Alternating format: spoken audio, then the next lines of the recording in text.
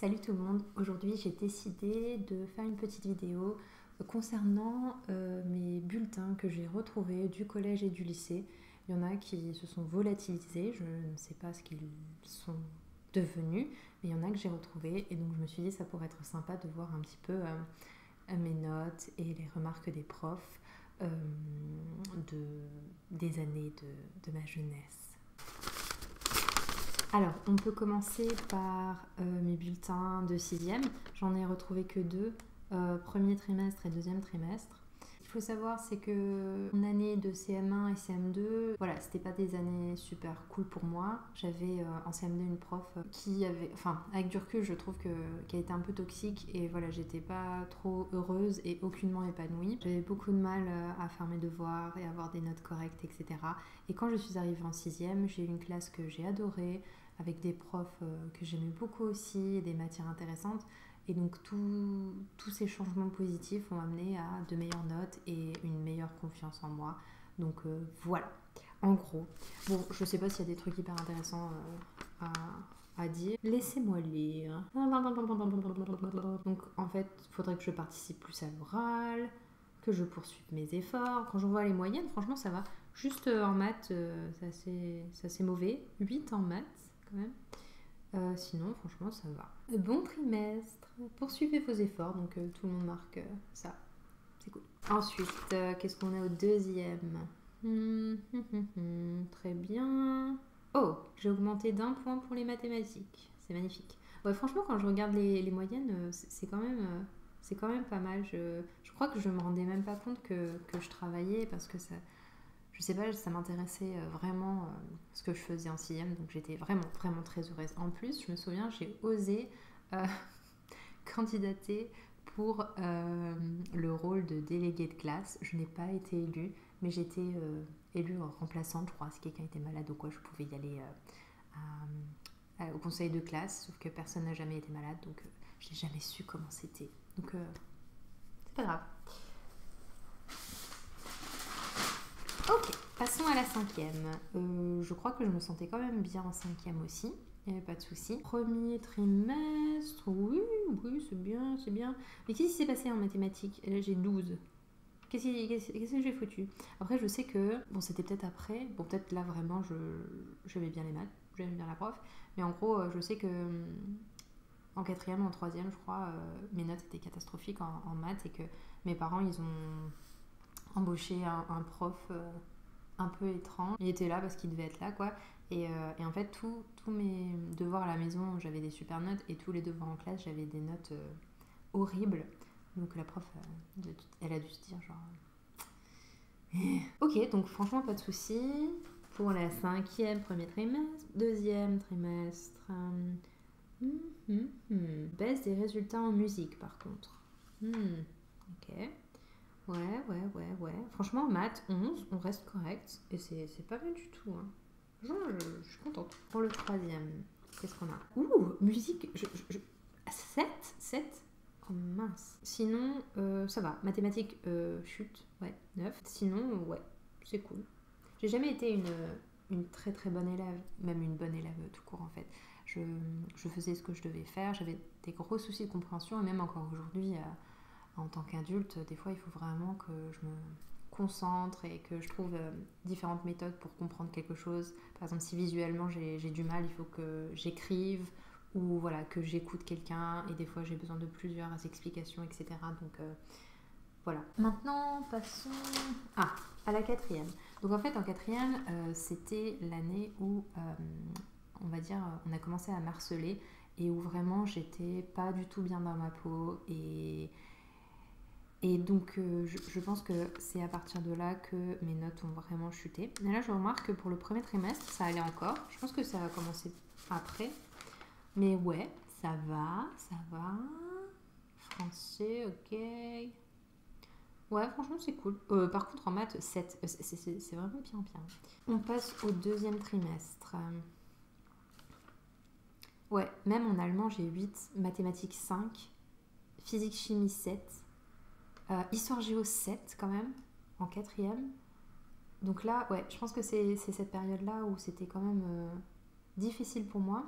Et forcément, je pense que quand on n'est pas bien, ça se ressent aussi dans les notes et dans la façon d'être. Je pense que je participais plus vraiment autant qu'avant. Qu'en est-il du troisième trimestre? Ouais, c'est pas terrible. Maths 6, physique, chimie 8, histoire géo 8, sport 8. Qu'est-ce que j'ai foutu moi? Alice est trop passive et effacée en classe. Il faut réagir. Mais c'est ça qui est vraiment intéressant, c'est que je pense qu'il est bon de voir si un élève, bon je parle pour que ce soit des parents, des amis, si un élève a une chute comme ça de notes, après par exemple en maths j'ai toujours été une daube, hein, mais un changement d'attitude et puis voilà, des notes en baisse, je pense que c'est intéressant d'en parler et là rien n'a vraiment été fait, que ce soit au niveau des profs ou même des parents. Mais ça m'a donné une leçon parce que c'est vraiment un signe que quelque chose ne va pas. Et en règle générale, je pense que quand les enfants n'ont pas des bonnes notes à l'école, c'est que déjà d'une part, certainement les profs n'arrivent pas peut-être à enseigner d'une manière qui pourrait intéresser les enfants ou une personne en particulier. Surtout, je pense qu'ils n'ont pas le temps de se concentrer, voilà, de faire du cas par cas, etc. Mais aussi, qu'est-ce que je voulais dire? Désolée, c'est la fin de journée. Oui, voilà, c'est ça que je voulais dire. Si des élèves ont vraiment souvent des mauvaises notes, il faut voir aussi comment ils se sentent dans leur vie en fait, comment ils se sentent avec leurs amis, en classe, en famille, est-ce qu'ils se sentent épanouis, bien dans leur peau, est-ce qu'ils ont de l'estime pour eux, qu'est-ce qu'ils aiment, est-ce qu'ils peuvent faire les choses qu'ils aiment, et ce genre de choses c'est hyper important. Et là ça confirme aussi voilà, ce que je vois là. Passons à la troisième. Oh, cette robe! Voyons, qu'en est-il du premier semestre de troisième? Ouais, ça va, franchement ça va. Juste en maths j'ai 8, oh my god. Physique, chimie j'ai 5. Sinon franchement les notes c'est cool. Donc l'harcèlement a cessé fin quatrième. Donc je pense que là les notes se sont un petit peu améliorées. Au deuxième trimestre ça va. Voilà, sauf les matières un peu scientifiques. Toujours été compliqué pour moi. Et au troisième trimestre, histoire géo, j'ai 7. Allemand 7. Maths 8. Physique chimie 5. Ouais. Sinon ça va, ça reste correct. Ça reste bon dans le reste. Mais ouais. Je passais donc en seconde. Et en fait, je suis passée d'un petit collège dans une toute petite ville à un grand lycée dans une grande ville avec zéro en fait amis ou connaissances. En fait toutes les personnes avec qui j'étais, parce que j'avais déménagé en fait, j'arrête pas de dire en fait, ça m'énerve. J'avais déménagé donc je devais aller dans un autre lycée et oui j'étais perdue. La seconde c'était l'année de l'horreur, c'était horrible. J'étais hyper stressée, enfin tous les matins j'avais envie de vomir dans le bus, ça allait pas du tout. Heureusement il y avait 2-3 personnes qui m'ont parlé, donc ça heureusement c'était bien. Donc voyons un peu au niveau des notes et des commentaires. Alors, qu'est-ce qu'on a en seconde? En seconde, premier trimestre. Oh là là, mais qu'est-ce qui s'est passé? En seconde j'avais 9 en anglais quand même. Français 9,50. Mathématiques 3, physique-chimie 3, sciences vie de terre, SVT 7. Donc une moyenne de 9 quand même. Ouais, c'est vraiment insuffisant. Ça va pas du tout. Ouais, j'étais vraiment pas bien et je trouvais que c'était hyper intense ce qu'on faisait et c'était chaud. Passons au deuxième trimestre. Qu'en est-il? La moyenne en français c'est pareil. Histoire géo 11, maths, physique, SVT, catastrophe. Et j'avais aussi sciences économiques et sociales. Ouais, ça, c'est pas top. Alors une moyenne de 8 quand même en seconde au deuxième trimestre. Troisième trimestre, on a français, mais qu'est-ce qu'on foutait en français pour que j'ai une moyenne de merde comme ça? 7. Oh, je me rappelle une fois, la prof, elle voulait que je lise un texte. J'arrivais pas à lire. J'étais tellement intimidée par la classe, le fait que tout le monde m'écoutait.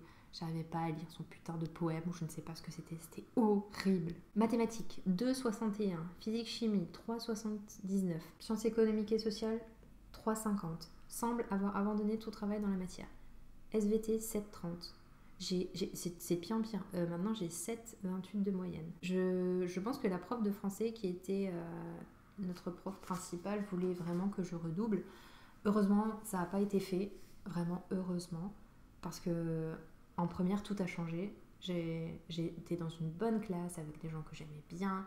Je me sentais mieux. Et vraiment, j'avais des profs assez cool. Notamment un prof, mon prof de français, Monsieur Galante. Bonjour Monsieur Galante, si jamais vous voyez cette vidéo. Bon, j'ai trouvé que premier trimestre et deuxième trimestre de mes bulletins. Au niveau des notes, ça va. Enseignement scientifique, par contre, j'ai 4. Sinon, le reste, ça va. Histoire géo 8. Maths informatique 10. Waouh. Ça reste quand même une moyenne un peu pourrie. J'ai même pas 10 de moyenne générale. Et au deuxième, qu'est-ce qu'on a? Ça va mieux, sauf en histoire géo 7,50 et en maths informatique 9,75. Donc il y a des efforts, mais cela reste fragile en français, maths, histoire géo. Ouais.